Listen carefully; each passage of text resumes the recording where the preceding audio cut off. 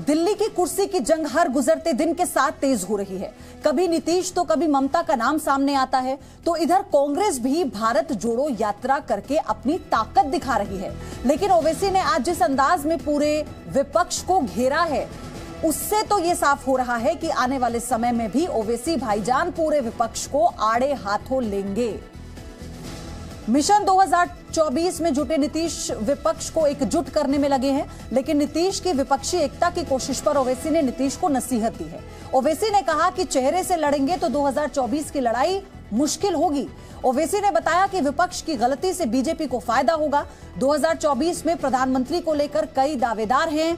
विपक्ष के कई नेता नीतीश को पीएम फेस बता रहे हैं, तो वहीं शरद पवार, ममता बनर्जी सहित कई नेता भी अपनी दावेदारी पेश कर रहे हैं।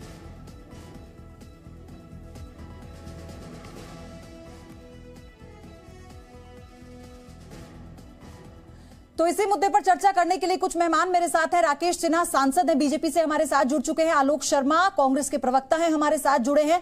कलीमुल हाफिज एआईएमआईएम के प्रवक्ता हमारे साथ जुड़ चुके हैं। लव सिंह जेडीयू से नेता हैं, हमारे साथ जुड़े हैं। आप सभी का बहुत स्वागत है। और शुरुआत में राकेश सिन्हा आप ही से करूंगी।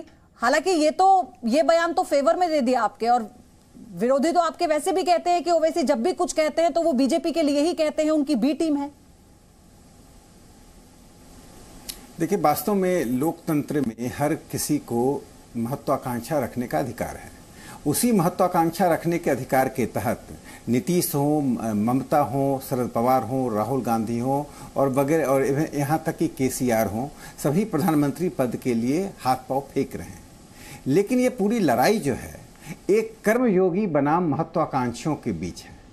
देश ने प्रधानमंत्री नरेंद्र मोदी जी को जिस रूप में देखा है, 8 सालों में, पिछले 150 साल में जो काम नहीं हुआ उन्होंने करके दिखाया है।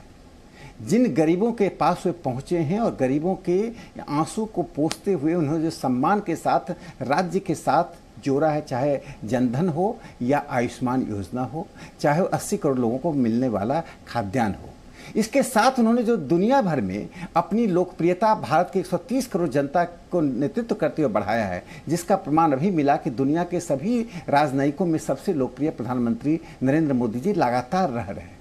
जिस प्रकार से अमेरिका का राष्ट्रपति, जो कल तक हमारे प्रधानमंत्रियों का पीठ थपथपाते थे, वे हमारे प्रधानमंत्री से मिलने के लिए उनके पीछे जाते हैं। राकेश जी, वो बात तो ठीक है, लेकिन आप ही के विरोधी जो तमाम विपक्षी दल जो अलग अलग तरह से दावेदारी कर रहे हैं 2024 को लेकर, वो हमेशा ये कहते हैं कि क्यों चुनाव से पहले ओवैसी के सुर बदल जाते हैं। देखिए, ओवैसी का सुर नहीं बदला, ओवैसी ने उस हकीकत का आईना दिखाया है। हालांकि ओवैसी की बात में भी वो हकीकत नहीं है। हकीकत यह है कि चाहे ये 24-25 पार्टियां एक हो जाएं, एक को नेता मान लें, उससे भारतीय जनता पार्टी और प्रधानमंत्री नरेंद्र मोदी जी पर कोई प्रभाव नहीं पड़ने वाला है। ये 24-24 रथ के घोड़े बन के लड़ें या 24 एक घोड़े में समावेशित हो जाए, लड़ाई तो एक तरफा है। लड़ाई इसलिए एक तरफा है कि प्रधानमंत्री नरेंद्र मोदी जी की लोकप्रियता को आज सभी विपक्ष के नेता स्वीकार कर रहे हैं, चाहे ओवैसी हो या नीतीश कुमार हो। नीतीश कुमार भी क्यों दर दर भटक रहे हैं? नीतीश कुमार जी बिहार में वाकई ऐसा है जो एक बात मैं अपनी समाप्त एक छोटी सी बात समाप्त कर दूं। हर पार्टी 10 से 12 सीट लाने की स्थिति में है। कांग्रेस पार्टी 44 के बाद 4 लाएगी कि 14 लाएगी, किसी को पता नहीं है। फिर प्रधानमंत्री बनने का ख्वाब, आप इसकी जगह वैकल्पिक नीति, कार्यक्रम, संगठन पे काम कीजिए। ये प्रधानमंत्री की होड़ क्या है? विपक्ष रचनात्मक विपक्ष की जगह विध्वंसात्मक विपक्ष की भूमिका में है, और एक कर्मयोगी को हराने से पहले विपक्ष को अपने चेहरे को आईने में देखना चाहिए। ठीक, आलोक शर्मा, मैं आपके पास आ रही हूं। कांग्रेस तो सीधे तौर पर यह कह रही है कि कोई चेहरा होगा तो राहुल गांधी होंगे, उसके अलावा कुछ मंजूर नहीं है। क्या वाकई ऐसा होने वाला है कि ये गलती कांग्रेस की तरफ से होने वाली है, या फिर उस एकजुटता की तरफ से जो विपक्ष करने की कोशिश कर रहा है? कब कहा, किसने कहा, किसने स्टेटमेंट दिया? जी न्यूज को स्पेशल कोई बता कर गया है क्या? जी न्यूज पर तो सारे नेता, कांग्रेस के सारे नेता बोलते हैं हमारा कोई लीडर होगा तो राहुल गांधी होंगे, उन्हीं के नेतृत्व में हम आगे बढ़ेंगे। आलोक शर्मा, लीडर, कांग्रेस का लीडर। किसी ने कहा कि पीएम पद के उम्मीदवार तमाम की वजह से भी या उनकी तरफ से भी, कांग्रेस की तरफ से राहुल गांधी होंगे, ऐसा किसी ने कहा? मीडिया एक पूरा माहौल बना रहा है और ओवैसी उसमें आग में घी डालने का काम कर रहा है। सर सवाल तो मैंने भी आपसे ही पूछा। मैंने तो पीएम का जिक्र ही नहीं करा, मैंने तो चेहरे का जिक्र किया। अभी आप ही लोग तो इस बात को मीडिया के सामने आकर कहते हैं कि हमारा कोई चेहरा है तो राहुल गांधी है। पयोधी जी दुर्भाग्य है कि पीएम पद के लिए अनार और बीमार जैसे हेडलाइन आजकल चल रहे हैं। अरे देश के प्रधानमंत्री हैं, कोई भी बनेंगे वो आदरणीय है सब हमारे लिए। कोई भी बनेगा उनमें से नहीं बनेगा, उसको भी अनार और बीमार से तुलना होती है। समझ नहीं आ रहा है कि आप लोग क्या कर रहे हैं। ठीक, आप ओवैसी के इस बयान से कितना इत्तेफाक रखते हैं? आलोक जी, ओवैसी के बयान पे बताइए मुझे। ओवैसी जी को चाहिए था कि वो चैलेंज करते मोदी जी को, अधूरा रह गया काम। उनको चाहिए था कि मैं ही चेहरा हो सकता हूँ, मैं ही हरा सकता हूँ मोदी जी को। अधूरा काम किया, फीस आधी जाएगी। देख लेना आप, जिस तरह से ओवैसी, केजरीवाल ये लोग बीजेपी के लिए काम करते हैं। ओवैसी याद है यूपी का चुनाव था तो जाकर वहां पर उत्तर प्रदेश के अंदर योगी जी को मिसाल ठोक रहे थे, मैं चैलेंज करता हूं। और योगी जी ने तुरंत एनआई को बुलाकर बाइट दिया कि हम उनका चैलेंज स्वीकार करते। 5 मिनट में चैलेंज स्वीकार हो जाता है। ना गरीबी का, ना महंगाई का, ना बेरोजगारी का कोई चैलेंज स्वीकार नहीं होता इस देश में। बीजेपी ओवैसी का चैलेंज 5 मिनट के अंदर पूरी तरह से स्वीकार कर लेती है। अब दुर्भाग्य ये है कि आज ये बात होनी चाहिए कि आप 2014 में 28 दलों के साथ चुनाव लड़े थे। राकेश सिन्हा जी मेरे बड़े अच्छे मित्र हैं। 28 में से कितने बचे हैं? 28 में से एक भी नहीं बचा है। 28 के 28 लोग इनको छोड़कर चले गए।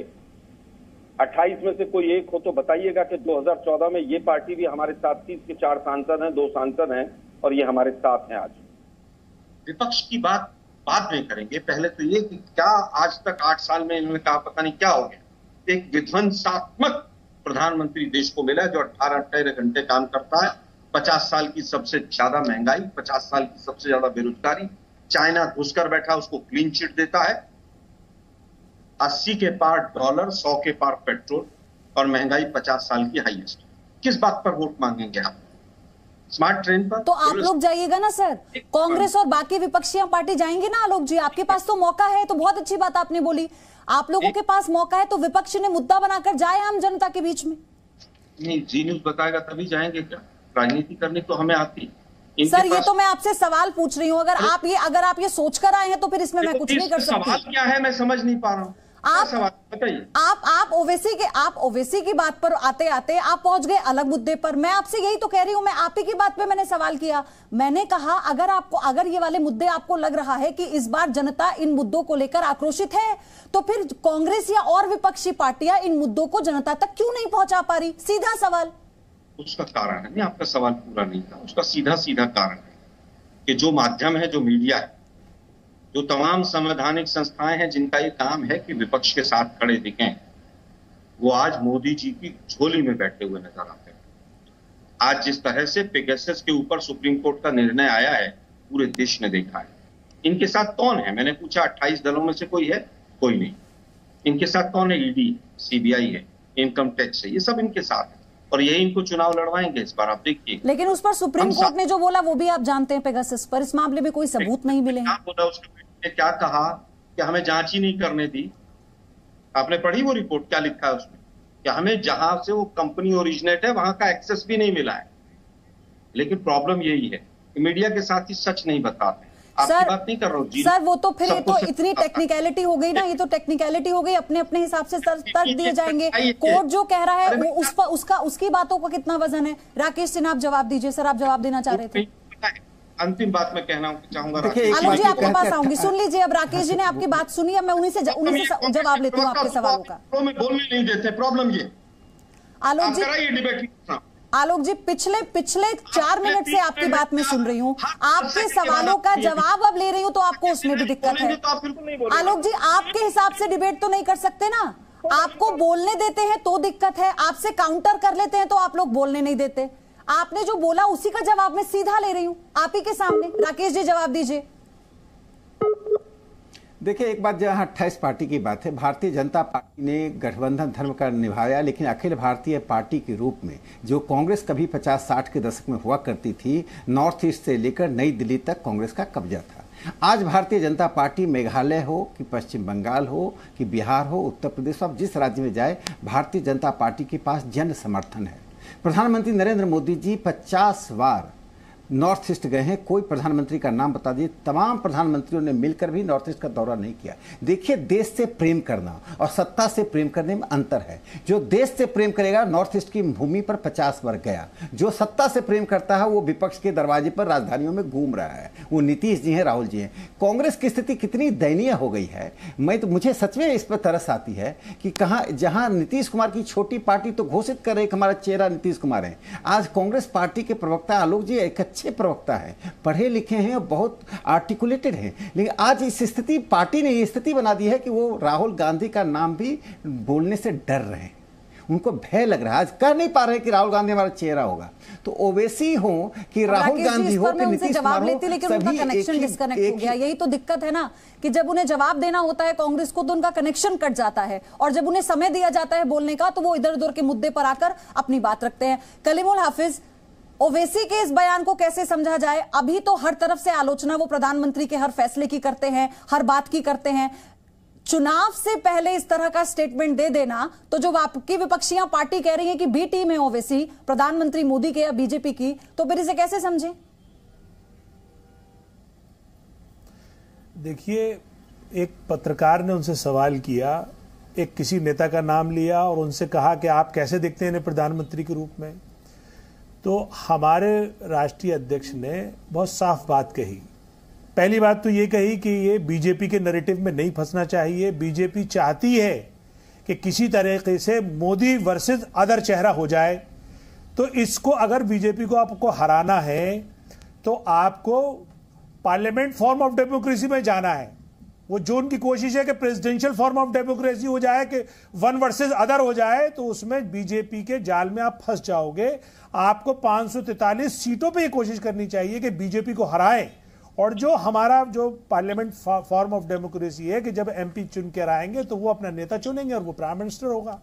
तो बात उन्होंने जो मदद की वो कांग्रेस की एसपी, आरजेडी, यानी जो जितनी विपक्षी पार्टियां हैं उनको समझाया कि आप ये गलती कर रहे हो, तो उस गलती को बजाय उनका धन्यवाद दें। लेकिन कांग्रेस तो के फिर लोग आपके विरोधी बाकायदा जिस तरह की भाषा इस्तेमाल कर रहे थे, विपक्षी पार्टियां जो हैं जिनको सब एकजुट करने की बात भी ओवैसी कर रहे हैं, वो ये कह तो रहे हैं कि ओवैसी खुद क्यों नहीं सामने आए। ओवैसी, अगर ओवैसी को इतनी ही चिंता है 2024 में किस तरह के समीकरण बैठेंगे, तो वो अपनी दावेदारी कर देते, सब लोग एक साथ आ जाते। नहीं, अरे भाई, वो दावेदारी के ही खिलाफ है। वो इसी बात को तो कह रहे थे कि दावेदारी नहीं करनी चाहिए, हमें भारतीय जनता पार्टी की नीतियों को विरोध करना चाहिए। ये किस तरह की स्ट्रेटेजी बनाई जा रही है उनको बताना चाहिए। किस तरह की स्ट्रेटेजी है? नीतीश कुमार तो लगातार इस कोशिश में है कि विपक्षी एकता हो जाए, जल्दी से चेहरा मिल जाए उसके बिना पर, ताकि जनता के बीच में जाया जाए। ये गलती तो नहीं कर रहे हैं आप, जैसा ओवैसी कह रहे हैं? देखिए, मैं सबसे पहले बता दूं, ये लड़ाई कोई साधारण लड़ाई नहीं है। आदरणीय नीतीश कुमार जी ने जो मुहिम चलाया है वो बड़ा सोच समझ कर चलाया। सभी विपक्षी पार्टियों को एक प्लेटफॉर्म पर आना होगा और आने के बाद विपक्षी पार्टियां तय करेगी कि चेहरा होगा कि बिना चेहरा के चुनाव में जाना है। जब जब लड़ाई लड़ी है, हमारे बड़े भाई हैं राकेश सिन्हा जी, बहुत विद्वान आदमी हैं। आप देखिए, जब भी चुनाव लड़ा गया है, 4 में चेहरा कौन था? मनमोहन सिंह चेहरा थे क्या? मुरारजी देसाई 77 में चेहरा थे क्या? जब जनता लड़ाई लड़ती है तो उस समय चेहरे गौन हो जाते हैं। और आज जिस तरह से जनता त्रस्त है महंगाई से, जनता त्रस्त है जिस तरह संस्थाओं का दुरुपयोग हो रहा है, जनता त्रस्त है कि जीएसटी लगा दिया जा रहा है बच्चों के दूध पर भी, जनता त्रस्त है कि अच्छे दिन लाने वाले थे, हमारा अच्छे दिन कहां गया। ये जनता तो कह रही कि हमारे पुराने दिन लौटा दीजिए ना। जब 50 रुपए पेट्रोल था तो आप अच्छे दिन ला रहे थे, 400 रुपए सिलेंडर था तो स्मृति ईरानी जी 2 महीने में ही दिन खराब हो गए लव सिंह जी। दिन जी 2 महीने के भीतर ही दिन पलट गए। नहीं, 2 महीने के अंदर दिन नहीं पलट गए। मैं बिहार से आता हूं और बिहार की क्रांतिकारी धरती है और लोकतंत्र की जननी रही है। जब लोकतंत्र बचेगा तभी ना पार्टियां बचेगी। राकेश जी, ऐसा क्यों हो रहा है? सबको चुनाव से पहले ये समझ में आ रहा है कि बीजेपी के साथ जुड़े, सरकार भले ही बनाई हो लेकिन हम तो डमी बनकर रहे, और अब ये वक्त आ गया है कि जब जवाब देना होगा। आप लोग काम नहीं करने देते अपने सहयोगियों को। देखिए, जनता दल यू से पूछिए कि मैं एक जिले का, मैं एक डिस्ट्रिक्ट का उदाहरण दे रहा हूं और आश्चर्य होगा देश को सुनकर। जिस जिले से मैं आता हूं, बेगूसराय, वहाँ ग्रेजुएट के 1,13,000 छात्र हैं। 8 महाविद्यालय हैं और सिर्फ 70 शिक्षक हैं, 70 अस्थायी शिक्षक हैं। पूरी दुनिया के इतिहास में ऐसा मानचित्र आपको नहीं मिलेगा कि 1,13,000 छात्र, 8 महाविद्यालय और सिर्फ 70 शिक्षक। वो नीतीश कुमार जी यदि दूसरी राजधानियों में घूमने की जगह बिहार के जिलों में घूमते, बाढ़ग्रस्त, जब बिहार में बाढ़ है तो नीतीश कुमार जी दिल्ली और दौलताबाद कर रहे हैं। एक मुख्यमंत्री की नैतिकता, उनको प्रधानमंत्री बनने की इच्छा और प्रधानमंत्री बनने की शुभकामना से कोई नहीं रोकता है। लोकतंत्र में सबको अधिकार है, उस अधिकार का उपयोग कर रहे हैं। भारतीय जनता पार्टी को इस बात पर आपत्ति नहीं है। आपत्ति इस बात की है जब बिहार की जनता बाढ़ से, गंगा के किनारे रहने वाले हजारों लोग विस्थापित हो रहे हैं, खेतों में पानी आ गया है, तो मुख्यमंत्री जी का काम था कि आज इन जिलों में जाकर बाढ़ग्रस्त लोगों से मिलते, राहत का काम कराते, प्रशासन को चुस्त करते। बताइए, हमारे जेडीयू के प्रवक्ता बैठे हुए हैं, किस नैतिक दृष्टि से वो इसे ठीक औचित्यपूर्ण साबित करेंगे? क्या वे स्वयं मुख्यमंत्री होते तो यही काम करते जो नीतीश कुमार जी कर रहे हैं? तो प्रधानमंत्री बनने की इच्छा ने जनता की हित को का मर्दन करना, यह तो एक राक्षसी प्रवृत्ति है। आलोक जी भी जुड़ गए हमारे साथ। जिसको कहते हैं कि रोम जल रहा था और नीरो बांसुरी बजा रहा था। मेरा ये सवाल है, मैं जो तमाम और नेता बैठे उनसे पूछना चाहती हूँ। लव सिंह, मैं आपसे भी ये जानना चाहती हूँ, तो फिर चेहरा कौन होगा? अभी आलोक जी कह रहे थे कि ठीक है हमारे नेता राहुल गांधी है, लेकिन हमने तो नहीं कहा कि वो प्रधानमंत्री पद की दावेदारी में है या आगे हम ऐसे कोई बयान नहीं दे रहे हैं। आप नीतीश कुमार भी ये कहते हैं, आप लोग भी यही कहते हैं, तो विपक्षी एकता किस बिना पर हो रही है? क्योंकि अभी तक ऐसा कोई उदाहरण हुआ नहीं है उनके दौरे के बाद भी कि लगे हाँ भाई ये पार्टियां, ये लोग हैं साथ आने वाले। अभी तो शुरुआत हुई है ना, हम सभी लोगों को साथ लाएंगे। अभी बहुत सारी पार्टियां हैं, बहुत सारे लोग से मिलना है, और जब 2-4 महीने में चीजें स्पष्ट हो जाएगी। कॉमन मिनिमम प्रोग्राम के तहत हम लोग चुनाव लड़ेंगे, इस बात को जान लीजिए। और जहां तक राकेश सिन्हा जी हमारे बड़े भाई हैं बोल रहे थे, अरे नीतीश कुमार जी अपने 2-3 दिन के दौरे से बिहार की हालत आज कहां से कहां पहुंचाई है नीतीश कुमार का देन है। और 20-25 दिन पहले आपकी कार्यकारिणी हुई थी। नीतीश कुमार जी इतने ही नाकाबिल व्यक्ति थे तो जेपी नड्डा जी ने क्यों कहा कि 24 का चुनाव भी हम नीतीश कुमार के नेतृत्व में लड़ेंगे और 25 का चुनाव भी नहीं? मेरा सवाल ये है, मेरा सवाल, कलीमुल हाफिज भी हमारे साथ है, मेरा सवाल तो ये है कि आप एकजुटता की बात कर रहे हैं, मैं सीधी बात कर रही हूँ, आप कैसे करेंगे? आप छोड़ दीजिए दक्षिण, मैं दक्षिण नहीं जा रही, उत्तर प्रदेश में आप कैसे लाइएगा साथ उन चेहरे को जो साथ आकर छोड़ चुके हैं, जो एक दूसरे के सामने नहीं बैठना चाहते? कैसे आप विपक्षी एकता बनाएंगे? बिल्कुल, जब सवाल देश बचाने का होता है ना, जब सवाल देश को बचाने का है, तो उस समय सभी नागरिकों का कर्तव्य है कि पहले राष्ट्र को बचाया जाए। आलोक शर्मा जी, क्या ये हो पाएगा जिस बात का जिक्र लव सिंह कर रहे हैं? क्या ये हो पाएगा? मुझे लगता है कि आज भी इस समय पर भी पूरा विपक्ष एकजुट है। केवल कुछ हमारे मीडिया के साथियों को नहीं दिख रहा है। एक यात्रा साउथ से शुरू हो गई है, ईस्ट में पूरी तरह से विपक्षी दल एकजुट होते चले जा रहे हैं। जब नीतीश और लालू की पार्टी एक हो सकती है तो कौन कौन एक होगा इस अंदाजा लगाइए आप। लेकिन आज वो मुद्दा नहीं है। लोगों ने कहा कि 2 करोड़ रोजगार हम देंगे, उनके 2 करोड़ के रोजगार का क्या हुआ? जून के महीने में 1.3 करोड़ रोजगार जो हैं वो खो गए। गुजरात में अभी एक टीचर की बात कर रहे थे राकेश सिन्हा जी, गुजरात में 700 स्कूल ऐसे हैं जिनमें एक टीचर है वो भी कॉन्ट्रैक्ट पर है, 5600 रुपए की तनख्वाह पर। ये गुजरात मॉडल को जिसको इन्होंने बेचा था। आज बात ये नहीं, आज बीजेपी किस बात पर वोट मांगेगी? किसानों के नाम पर। 700 किसानों की शहादत के बाद किसानों के बीच में जाकर तो देखिए, गंगा के किनारे विस्थापित हैं। नीतीश जी गए कि नहीं तो मुझे नहीं पता है, लेकिन बीजेपी के कितने सांसद चले गए? बीजेपी के कितने मंत्री केंद्र में हैं जो वहां पर गंगा के किनारे टहलने से ज्यादा घूमने वाला कोई मुख्यमंत्री नहीं है। दूसरी चीज इन्होंने कहा था 35 रुपए का डॉलर हो जाएगा, 35 रुपए में पेट्रोल हो जाएगा। नेपाल और पाकिस्तान से भी महंगा पेट्रोल ले रहे हैं हम। पर कैपिटा इनकम बांग्लादेश से पीछे चले गए हैं। इस तरह के हालात आज हो गए हैं। 2 करोड़ रोजगार की जिन लोगों ने वायदे किए, उन्होंने 2 करोड़ रोजगार छीन लिए लोगों के। अभी भी कह रहे हैं कि साहब हमने तो गरीबों का कल्याण कर दी, 5 किलो अनाज देके उस पर फोटो। राकेश जी जवाब दीजिए। इस बार विपक्षी एकता पहले वाली नहीं है, इस बार विपक्ष के पास मुद्दे हैं जो जनता के बीच में जाएंगे। जवाब दीजिए, कितनी बड़ी चुनौती होगा आप लोगों के लिए? देखिए, मैं तो जिन बातों की विफलता कह रहे हैं उनको लेकर जनता के बीच जाएं और निर्णय होगा। मैं एक बात इनको बता देना चाहता हूं आलोक जी, इस देश में इंश्योरेंस अमीरों की, सरकारी कर्मचारियों की संपत्ति होती थी। आज 49 करोड़ लोग इंश्योरेंस के दायरे में आए हैं। आप कल्पना कीजिए यदि जनधन नहीं होता तो राजीव गांधी का वह मुहावरा ही चलता था कि 1 रुपये में 15 पैसा। क्या एक क्रेडिट आप देश के प्रधानमंत्री को नहीं, मुहावरा ही चलता था कि 1 रुपये में 15 पैसा। क्या एक क्रेडिट आप देश के प्रधानमंत्री को नहीं दे सकते हैं? देखिए, प्रधानमंत्री पद की लड़ाई और सत्ता की लड़ाई तो चलेगी ही, लेकिन जब देश रचनात्मक रास्ते पर चलता है, देश में आम गरीब को 11 करोड़ टॉयलेट मिलता है, जिन महिला बहनों को सड़कों के किनारे शौच के लिए जाना पड़ता था और गाड़ियां जब रात को आती थी खड़ी हो जाती थी। मैं गांव से आता हूं, आप भी गांव से आते हैं, ऐसे कई घटनाएं आप सुने होंगे कि महिलाओं को असामाजिक तत्वों का सामना करना पड़ता था। इसलिए 11 करोड़ टॉयलेट का भले ही राहुल गांधी के लिए 10 जनपद के लिए महत्व नहीं हो, हमारे लिए महत्व है, देश की गरीब जनता के लिए महत्व है। 49 करोड़ इंश्योरेंस का महत्व है। इंसॉल्वेंसी एंड बैंक्रप्सी कोड जिसने देश में अनैतिक काम करने वालों को 4 लाख करोड़ वापस दिया, उसका महत्व है। 26 करोड़ परिवार और इतना ही नहीं, जब हम अमृत महोत्सव मना रहे हैं, जब प्रधानमंत्री मोदी जी ने राष्ट्रीय झंडा को एक कर्मकांड से वास्तव में राष्ट्रवाद से जोड़ दिया, तब कांग्रेस पार्टी कहां थी? राष्ट्रीय झंडा से भी परहेज कर रहे हैं। देश की 130 करोड़ जनता ही नहीं, देश के बाहर रहने वाले लोग भी प्रधानमंत्री नरेंद्र मोदी जी के मॉडल को स्वीकार कर रहे हैं। नहीं तो दुनिया के राजनयिकों में उनकी लोकप्रियता इतनी नहीं होती।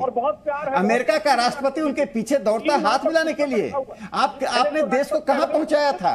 हम देश को कहां ले जा रहे हैं? नहीं चलते थे क्या? देश के भीतर और देश के बाहर देश की प्रतिष्ठा, देश का सम्मान और देश की आर्थिक स्थिति निरंतर जो बढ़ रही है, कांग्रेस पार्टी उससे बेचैन है। वो कहां है? 40 साल से कहां चले गए वो सब? इतना अच्छा काम हो रहा था तो ये जितने भी आप बता रहे हैं, आपको किसकी चिंता? कांग्रेस के साथ नहीं थे 2014 में, मैक्सिमम बीजेपी के साथ थे। नीतीश जी भी बीजेपी के साथ रहे हैं बहुत लंबे टाइम। आपको वो हमको कौन छोड़ रहा है? हमको कोई छोड़ रहा तो खुश होइए ना। आप क्यों नाराज हो रहे हैं? आपको खुश होना चाहिए। एक बताइए कि 2014 हम आज भी साथ है, बताइए तो सही। जो कहते हैं ना, कर खुदी को बुलंद इतना, आज भारतीय जनता पार्टी ने अपने आप को इतना बुलंद कर दिया है कि देश का लोकतंत्र अपनी नियति के लिए भारतीय जनता पार्टी भाई आप बताइए तो देश की जनता के साथ भारतीय जनता पार्टी जुड़ी है। हम दलों के साथ नहीं, दिलों के साथ जुड़े हुए हैं। देश के 130 करोड़ लोगों के दिलों में प्रधानमंत्री नरेंद्र मोदी जी हैं। आप गाँव के पास जाइए, गरीब के पास जाइए, किसान के पास जाइए, नॉर्थ ईस्ट जाइए, कन्याकुमारी जाइए, कश्मीर जाइए, राकेश जी एक मंत्र मिलेगा, मोदी मंत्र। आलोक जी, राकेश जी, ठीक है, लेकिन राकेश जी बात तो ये भी है ना, इस बात से भी तो डिनाई नहीं किया जा सकता, इस बात से डिनाई नहीं किया जा सकता जो साथी शुरुआत में थे वो आखिर तक आते आते साथ छोड़कर चले गए। लेकिन आलोक जी, सवाल मेरा ये है, आपने अभी कहा कि सारा विपक्ष एकजुट है, नीतीश राहुल से मिलते हैं, जो भी बातचीत होती है वो तमाम और नेताओं से मुलाकात कर रहे होते हैं। इधर भारत जोड़ो यात्रा राहुल की शुरू हो जाती है, उधर अरविंद केजरीवाल अपनी किसी यात्रा पर निकल गए हैं, ममता बनर्जी का अलग अपना राग है। तो ये संदेश भी जाना जनता के बीच में जरूरी है ना कि विपक्ष वाकई एकजुट है। देखिए, मुझे लगता है अभी उन चीजों का समय नहीं आया है और अभी से एक एजेंडा बन जाए और सब लोग इकट्ठे हो जाए, ऐसा संभव नहीं है। और ईडी और सीबीआई इनके पास है, कौन कौन से दल के साथ क्या करेंगे ये। अभी ममता जी को देखा था आपने राष्ट्रपति उपराष्ट्रपति के चुनाव में, कैसे वहां पर वो ईडी के बल पर इन्होंने घुटने टेके हैं उनके, देखा नहीं पूरे देश में। वहां पर वाइस प्रेसिडेंट के चुनाव के लिए क्या हुआ और प्रेसिडेंट के चुनाव का प्रचार तक नहीं होने दिया।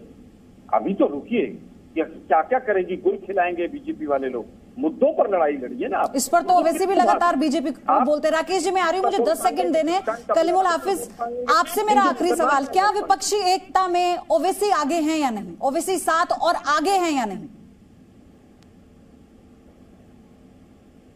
मुझसे पूछ रहे हैं? नहीं, कलीमुल हाफिज साहब। अच्छा, उनका फोन डिस्कनेक्ट हो गया है। राकेश जी, जल्दी से 10 सेकंड में अपनी बात रखिए, 10 सेकंड में। मैं इतना ही आलोक जी को कहना चाहता, बार बार ईडी सीबीआई का नाम ले रहे हैं। क्या राजनीति हमें विशेष अधिकार देती है कि काले धन पर हम बने रहें? चूंकि हम राजनीतिज्ञ हैं इसलिए ईडी सीबीआई नहीं आएगी। एक घटना बताइए जहां ईडी सीबीआई गया और पैसे नहीं मिले, काले धन नहीं मिले, करोड़ों रुपए जमीन पर बिखरे पड़े, लोग एक एक पैसे के तरस रहे हैं। बंगाल देखिए, झारखंड देखिए, दिल्ली देखिए। आप पहली बार कांग्रेस पार्टी नहीं, अनेक बार कांग्रेस पार्टी काले धन को नैतिकता का जमा। जी, राकेश जी, समय नहीं था, माफी के साथ दोनों को यही रोक रही हूँ। बहुत बहुत धन्यवाद सभी का चर्चा में शामिल होने के लिए।